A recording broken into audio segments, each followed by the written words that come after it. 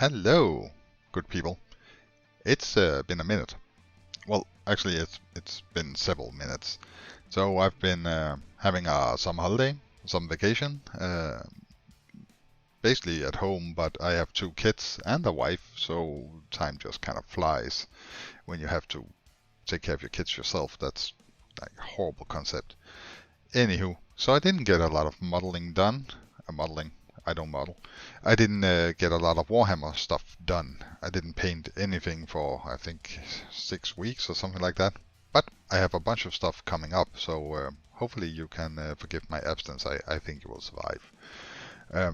But we're going to start out with the Necron Canoptek Wraiths, simply because the models are really, really cool.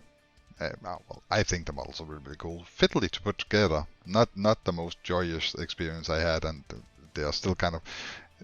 Games Workshop has a tendency to tell you not to glue stuff so it can move around, because I guess that's cool, but it also means that everything becomes kind of fiddly and falling awfully. That's not a word, but now it is. So I didn't really enjoy putting the models together or painting them, but they're really, really cool. So, anywho. I start out with Iron Hand Steel from Citadel for the pure metal parts. I'm going with the box art as the inspiration, so it's not the black ones, but the brass ones. And yeah, so that's basically for the first set of weapons, and a little detail here and there on the model just to break up what's going to be a lot of bronze. For the spikes on the weapons, I decided to go with Iron Breaker just to add a little bit of variation to the metal, because the model can easily become very monochrome. Rune Lord Brass for the majority of this model, and it is going to need 2 layers here and there in order to get a decent coverage. And I think that's because I decided to base coat it black, and I did that. Normally I base coat everything in a white or light color, but in this case, since there was a lot of black on the model, it just kind of made sense. So Rune Lord Brass from Citadel, and it's the lovely state where you don't have to be overly careful. I don't want to hit the parts I want to stay black, but other than that, it's just kind of go ham, which is kind of my specialty. Afterwards, I decide to give it a black wash from Army Painter, and I just smear it on. The black wash from Army Painter is really, really runny, and in this case it's good because there's a lot of details that will be emphasized by the wash running into them. The markings and drawings on the back on the model and stuff like that. And it doesn't have the same, of course it will create these little splotches, but it doesn't have the same tendency as non-oil. Next I decide to go back with Rune Lord Brass, but this time as a dry brush, to add some vibrancy and remove some of the dullness from the raised areas or the focus areas on the model. So it's a light dry brushing. I don't want to remove the wash I just added. I just want the metal plates to be shiny. And now for the most tedious part, and also the part I messed up the most. I use cold white from Vallejo because my white scar has finally died. And I do that as a base color for everything that is going to become Tesseract Glow. What's the name of that? It's a technical paint that came out with the 9th edition Necrons. By the way, Necrons, are they not popular anymore? Because I haven't done a lot of Necron painting videos. I think I've only done one, but that's also my worst performing. Like the Tau missile drone video has more views.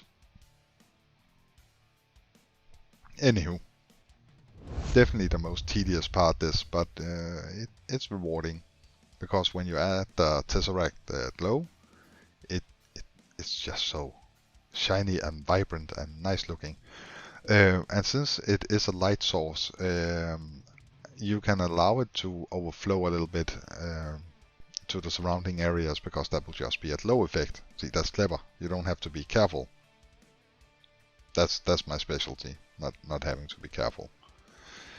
Of course, you don't want to smear it all over the place, but if a little thing, a little bit drops off, that's just light. No, it's a light effect.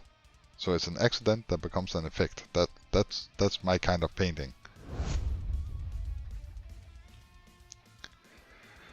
Next, I decide to highlight a little bit on the body or the tail of the Wraiths. First with Asian Grey, where just generally wherever I think the light would hit, I add some stripes. Just really careful with it pretty thin down,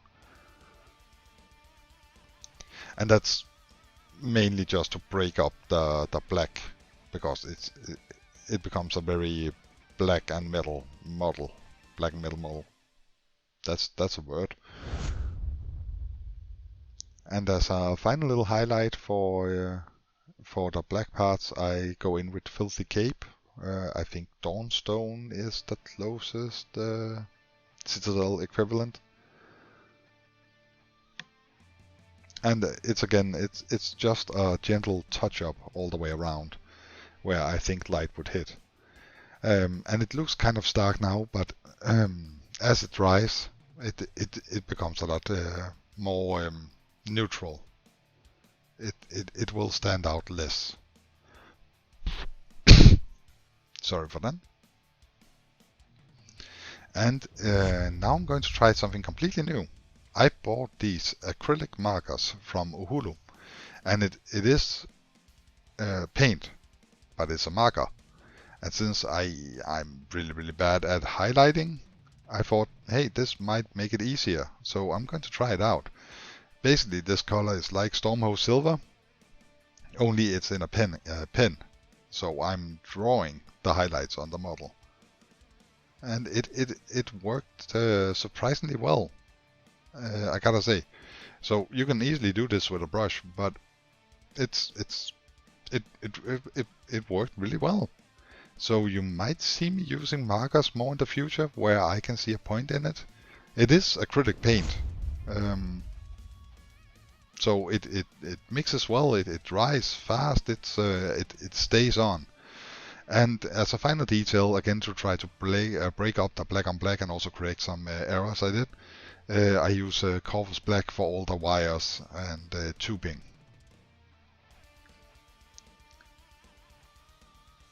And that is it. Super fast, super easy paint job, and the finished result is well, this.